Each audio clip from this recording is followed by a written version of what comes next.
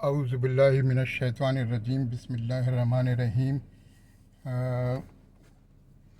आज की इस वीडियो लॉग बनाने का मकसद ये था कि कराची में जो तबाही आई है बारिश से, वो तबाही जो है वो आई नहीं है, लाई गई है तबाही। बारिश तो हर साल होती है, पिछले सालों में भी बारिश हुई, इस साल भी बारिश हुई, इस साल कुछ ज़्यादा बारिश हो गई। लेकिन इस तबाही को एक सियासी इशू बना दिया गया है। और वो सियासी इशू क्या है?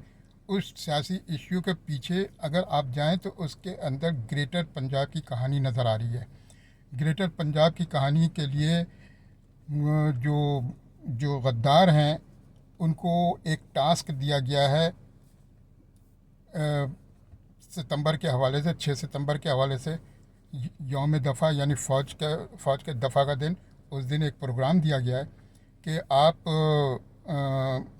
प्रोग्राम करें, जलसा करें, जुलूस करें और तमाम कौमियतें उसमें शामिल होंगी और झंडे नहीं लेकर के आएंगे। ज़ाहिर है कि झंडे अगर नहीं लेकर आएंगे तो पाकिस्तान के झंडे लहराएंगे, और पाकिस्तान के झंडे लहराएंगे तो वो यौम दफ़ा का को फोकस करेंगे कि यौम दफ़ा का दिन है, लोगों ने यौम दफ़ा मनाया।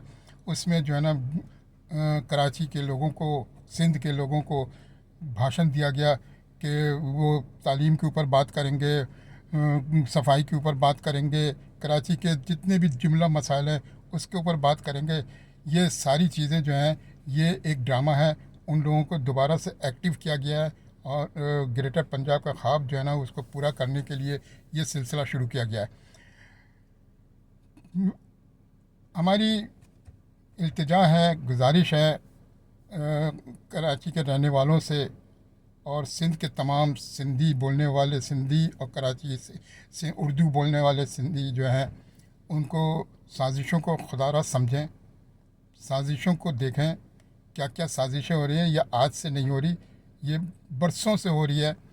और कायदे तहरीक अल्ताफ़ हुसैन भाई को इसीलिए रास्ते से हटाया गया, उनकी तकरीर, तहरीर, तस्वीर पर पाबंदी जो लगाई है वो इसी वजह से लगाई है कि उनके एब्सेंस में ये सारी चीज़ें मुमकिन हो सकती थी। अगर वो मौजूद होते कायदे तहरीक अल्ताफ़ हुसैन भाई अपने लोगों के दरमियान, तो कभी भी ये चीज़ नहीं होती, कराची ये तबाह नहीं होता। क्या मैं कराची की आवाम से मेरा सवाल है कि अल्लाह को हाजिर नाजिर जानकर ये बताएं कि कराची में क्या पहले इतनी तबाही आई? जब एमकेएम का दौर था तो कराची में क्या सैलाब, वो बारिशें नहीं होती थी? क्या कुर्बानियाँ नहीं होती थी? क्या दूसरी चीज़ें नहीं होती थी? तो आपने देखा कि कुर्बानियों में भी जो है तमाम सफाई मुकम्मल तौर पर एक दिन के अंदर पता भी नहीं चलता था। बारिश होती थी तो पानी कहीं खड़ा नहीं होता था। सफाई सुथराई का इंतज़ाम बड़ा अच्छा था। हर चीज़ का जो है ना, हर काम स्मूथली तरीके से चल रहा था। उसको जो है ना वो एजेंसियों को, एस्टेब्लिशमेंट को और जागीरदार वगैरह जो हुकूमत कायम है पाकिस्तान के अंदर, उनको पसंद नहीं आया। उनको ऐसी कोई चीज़ नहीं चाहिए जिससे कौम की भलाई हो।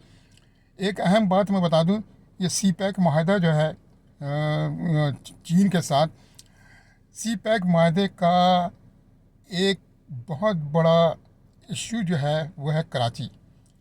कराची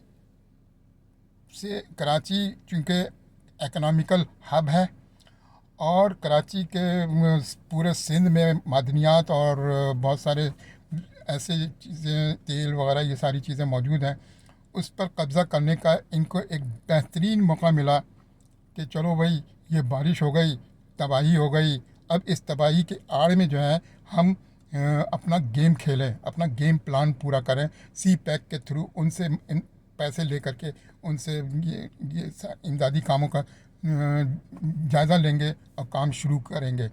लेकिन एक बात और मैं बता दूं कि सिंध गवर्नमेंट अरबों रुपए, 10 अरब से ज़्यादा डिमांड कर रही है कराची की सफाई के लिए।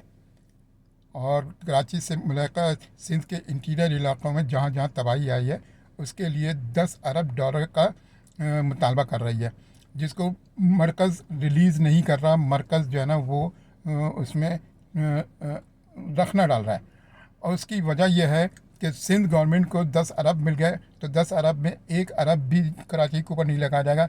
वो सारे के सारे पैसे हड़प हो जाएंगे एज़ यूजुअल, जैसे माजी में होता रहा है। लेकिन मरकज़ अपना गेम खेल रहा है, क्योंकि मरकज़ उसको कराची को एडमिनिस्ट्रेटिव यूनिट बनाकर जो है वो सूबे का सूबा बना देंगे, ये कर देंगे। तो मेरा कहना ये है, क्या सिंध क्या सूबा नहीं है? बलूचिस्तान क्या सूबा नहीं है? KPK क्या सूबा नहीं है? क्या तीनों सूबों से जो आज़ादी की तहरीकें चल रही हैं, तो क्यों चल रही हैं? वो आज़ादी की तहरीकें जो चल रही हैं वहाँ, वो क्यों चल रही हैं? सिंध भी आज़ाद होना चाहता है, बलूचिस्तान भी आज़ाद होना चाहता है। तो कहने का मकसद ये है मेरे भाइयों और बहनों, कहने का मकसद मेरा ये है कि सूबे से कोई मसला हल नहीं होगा, क्योंकि सूबा बन जाए या एडमिनिस्ट्रेटिव यूनिट बन जाए, कराची को सूबा बना दें, लेकिन कब्ज़ा उन्हीं का रहेगा, पंजाबी एस्टेब्लिशमेंट का। तो खुदारा उस एस्टेब्लिशमेंट के चंगुल से निकलने के लिए क़ायद तहरीक अल्ताफ़ हुसैन भाई ने सिंधु देश का नारा लगाया। सिंधु देश बनेगा, उसी में हमारी भलाई है, उसी में हमारी आज़ादी है, उसी में हम सब कुछ कर सकते हैं। हमारा एडमिनिस्ट्रेशन होगा, हम ही सब उसके मालिक होंगे। सिंधी मालिक होंगे, महाजिर मालिक होंगे, हम मालिक होंगे। हम अपनी मर्ज़ी से चलाएंगे सिंध को। सिंध को पंजाब की मर्ज़ी से नहीं चलने देंगे, ये कहना था। तो ये बारिशों के हवाले से जो तबाही बता रहे हैं, जो तबाही आई है, उस तबाही से निपटने के लिए खुदारा आप लोग आंखें खोलें और साजिशों में नहीं आए। बड़ी साजिशें हो रही हैं कराची पर कब्ज़ा करने की, और ये जो गद्दारों के थ्रू, जो एस्टेब्लिशमेंट के पालतू गद्दार हैं, उनके थ्रू ये काम करवाया जा रहा है। तो आप लोग अच्छी तरह समझ लें, क़ायद तहरीक अल्ताफ़ हुसैन भाई का साथ दें। उन्हीं के क़यादत में हमें सुकून मिलेगा। अगर उनकी क़यादत नहीं रही, खुदा न खास्ता, तो हमारा सुकून गारत हो जाएगा। इससे भी बदतर हालत होगी। ये जो हालत है, इससे भी बदतर हालत होगी, यानी हम ग़ुलामी की ज़िंदगी में आ जाएंगे। शुक्रिया बहुत बहुत। जिए महाजिर, जिए सिंधी, जिए सिंधु देश, क़ायद तहरीक अल्ताफ़ हुसैन भाई, जिए अल्ताफ़ हुसैन भाई। अस्सलाम वालेकुम।